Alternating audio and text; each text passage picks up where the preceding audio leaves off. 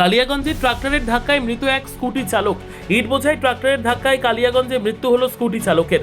মৃতের নাম জনাকু শীল, বয়স 49, বাড়ি ধনকুইল অঞ্চলের মধ্য দুর্গাপুর গ্রামে। মঙ্গলবার দুপুরে ধনকুইল থেকে মধ্য দুর্গাপুর গ্রামের রাস্তায় সন্ন্যাসীতলা বটগাছের কাছে এই দুর্ঘটনা। মৃতের প্রতিবেশী সজল কুণ্ডু বলেন, ধনকুইল হাটে সেলুনের কাজ করত জনাকু। এদিন দুপুরে সেলুন বন্ধ করে স্কুটি চালিয়ে বাড়ি যাবার পথে ইট বোঝাই ট্রাক্টরের সঙ্গে ধাক্কা লাগে।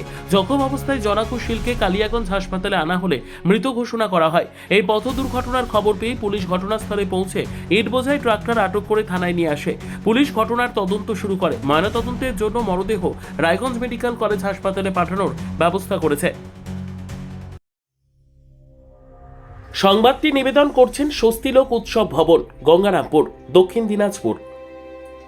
অ্যাক্সিডেন্ট হয়েছে ধনকল স্কুল থেকে এগিয়ে সন্ন্যাসীতলা মানে দুর্গাপুর গ্রামের রাস্তায় সন্ন্যাসীতলা মোড়ে। হ্যাঁ, ট্র্যাক্টরের সাথে একটা স্কুটির ওই ধাক্কা লেগেছে। ধাক্কা লেগে ওখানে স্কুটি চালক স্পট ডেড হয়ে গেছে। জোনাকু শীল, মধ্য দুর্গাপুর। ধনকল থেকে দোকান সেরে দোকান বন্ধ করে বাড়িতে খেতে যাচ্ছিল।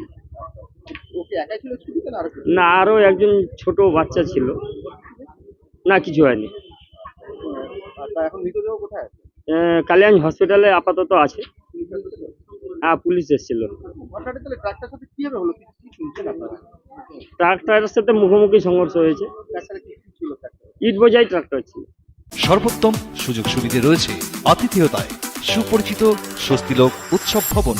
অতিথিদের যে কোনো অনুষ্ঠানের জন্য উপযুক্ত ওয়ান স্টপ ডেস্টিনেশন। আমরা আপনার বিশেষ অনুষ্ঠানটিকে অবিস্মরণীয় করে তুলি। স্বস্তিলোক উৎসব ভবন, শিববাড়ি রোড, গঙ্গারামপুর, দক্ষিণ দিনাজপুর।